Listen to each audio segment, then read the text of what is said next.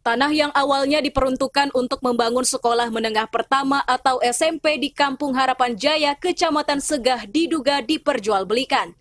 Padahal tanah tersebut diketahui berstatus tanah kas desa atau TKD. Hal tersebut diketahui lantaran berdirinya dua bangunan, yakni bangunan rumah permanen dan semi permanen di atas tanah seluas 2 hektar tersebut. Mantan pejabat sementara atau PJS Kepala Kampung Harapan Jaya, Sukaji, yang ditemui di kediamannya pun membenarkan status tanah tersebut. Bahkan sejak tahun 1999, berkasnya pun ada di kantor pemerintah Kampung Harapan Jaya.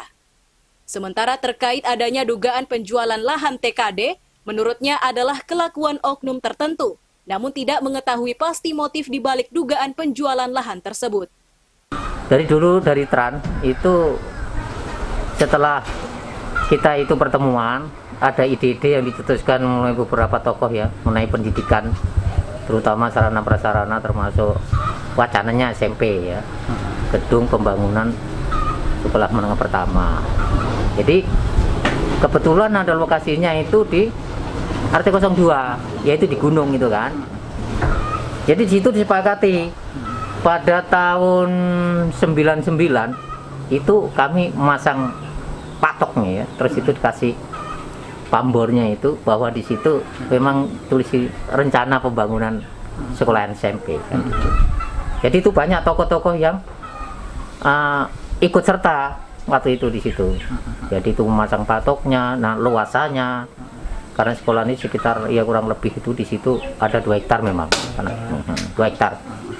Nah, kalau itu kategorinya itu tanah restan, itu kemungkinan yang pendatang baru itu tidak mungkin dapat kalau itu tanah restan. Pasti golongan kami dulu sudah membuka.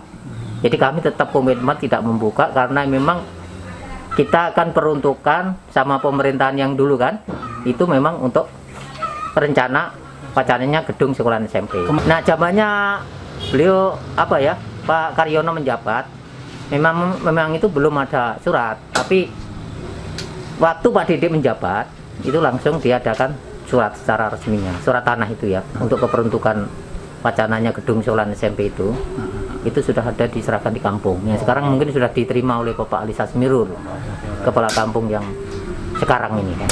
Nah, ada yang menarik Pak terkait hal ini, karena kita dengar masih isu-isu masyarakat yang menyampaikan bahwa lahan tersebut itu sudah dialih fungsikan atau dibangunkan oleh rumah-rumah penduduk, entah itu dijual belikan atau seperti apa. Kita juga kurang kopi, makanya kita coba datangi Bapak. Itu seperti apa Pak menanggapinya? Saya rasa itu gini, tanggapan saya itu hanya sebatas 1-2 orang oknum aja ya.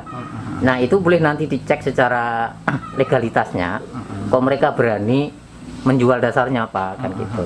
Mungkin bisa cross check melalui RT, melalui kampung kan gitu.